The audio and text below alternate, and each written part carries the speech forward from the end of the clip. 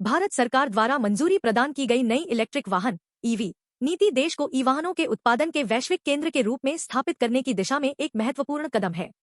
इस नीति का उद्देश्य न केवल भारतीय बाजार में उन्नत तकनीकी सुविधाओं वाले इलेक्ट्रिक वाहनों के निर्माण को संभव बनाना है, बल्कि विश्वव्यापी ईवी उत्पादकों को भी भारतीय ई वाहन बाजार में निवेश के लिए आकर्षित करना है। इस योजना के माध्यम से भारतीय उपभोक्ताओं को आधुनिक तकनीकी तक पहुंच प्राप्त होगी, जो मेक इन इंडिया पहल को मजबूती प्रदान करेगी। यह ईवी निर्माताओं के बीच सकारात्मक प्रतिस्पर्धा को बढ़ावा देगी, जिससे बड़े पैमाने पर उत्पादन सुनिश्चित हो सकेगा, उत्पादन लागत कम होगी और इसके परिणामस्वरूप पेट्रोलियम आयात में कमी, व्यापार घाटे में गिरावट, वायु प्रदूषण में कमी और स्वास्थ्य व पर्यावरण पर सकारात्मक प्रभाव देखने को मिलेगा। नीति की प्रमुख विशेषताएं।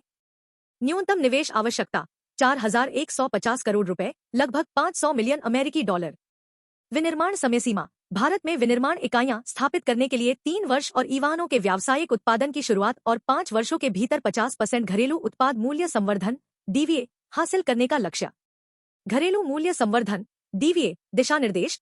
तीसरे वर्ष तक कम से कम 25% और 5वें वर्ष तक 50% स्थानीयकरण स्तर हासिल करने की आवश्यकता। सीमा शुल्क लाभ।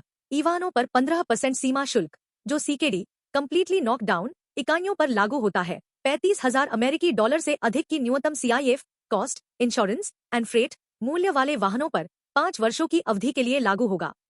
आयात सीमा। आयात किए गए ईवी की कुल संख्या, छूटी गई शुल्क राशि, किए गए निवेश या 6,484 करोड़ रुपए पीएलआई योजना के तहत प्रोत्साहन के बराबर में से जो भी कम हो तक सीमित होगी। इस नीति के माध्यम से भारत न केवल ईवी उत्पादन में एक वैश्विक नेता बनने की दिशा में अग्रसर है, बल्कि यह भी सुनिश्चित कर रहा है कि उपभोक्ताओं को अधिक स्वच्छ, सुरक्षित और सस्ती वाहन विकल्प मिल सकें।